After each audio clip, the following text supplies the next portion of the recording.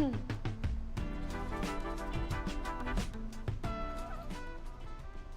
morning, friends, on a Tuesday. Welcome to a brand new day and welcome back for me on Morning Pulse. I'm happy to be here with you on this Tuesday, bringing you these top local headlines in a short format so that you know what news is happening where you live and around where you live, and then you can get back to whatever you're doing. Thanks for joining us on this digital platform, whether you're watching right on our live stream for our website or if you're on our KTTC YouTube channel. We appreciate you being here. I'm also streaming live on my Facebook page for anybody that is looking for their news on a digital platform, whether that's social media or on KTTC.com. So without further ado, we're going to get right into our top 3 stories for our Tuesday, June 10th. So we're starting first in Winona County, where a western Wisconsin man died after a dump truck crash there. It happened around 7:25 Monday night at the intersection of Highway 14 and Gilmore Valley Road in the city of Winona. Of course, this is in Winona County.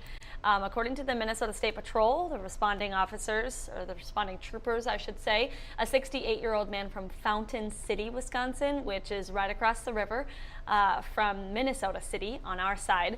He was going north on Gilmore Valley Road when he kind of crossed the lanes of Highway 14, which then sent the dump truck into the ditch and it rolled on its side.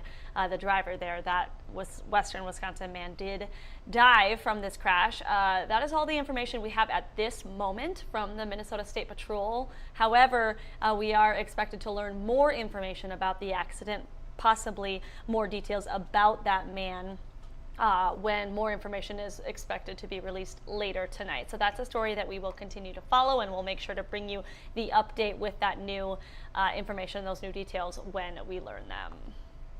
All right, our second story this morning, we are talking about Minnesota's 2025 legislative session. It has officially run its course. The state senate adjourning just several hours ago, kind of wrapping up that marathon one-day special session. It lasted about 16 hours. Of course, our Quinn Gorham, our Capitol correspondent up in the Twin Cities, he has been covering the legislative session for months at this point, and finally is able to report that the special session has ended, ending the entire legislative session. So we have learned that the House and Senate passed a total of 15 bills over the course of the special session, that one day, 16-hour day. Most debates were short, hitting the floor and then kind of getting a vote within 20 to 30 minutes. Others took a little bit longer. One of the bills that gained a lot of attention was a bill that will cut access to Minnesota care benefits for undocumented immigrants. Several other bills that we saw passage in the special session include one that will regulate data centers in the state, as well as a bonding bill. So this morning we heard from a few lawmakers and leaders within the St. Paul legislative world. They were kind of voicing their opinions and their reaction to the special session and what was passed, what was not, those kinds of things. So our Quinn Gorham, he will be back in St. Paul, back covering kind of the wrap of our special session, and he will share more sound, more reaction from leadership about the special session later today. So you'll want to stay with KTTC on air and online for that continued coverage. All right, our third story is actually an update out of Albert Lea with the City Council this morning.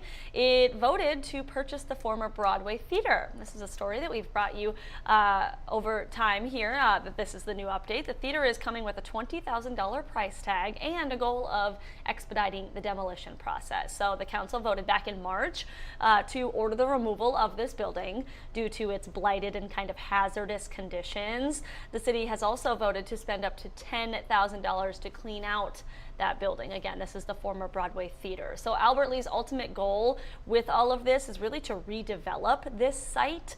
However, a timeline for the demolition and all of that has not yet been determined. So once we learn that information, of course, we will share that with you. But the update here is that the City Council has voted to buy the former Broadway Theater in Albert Lea.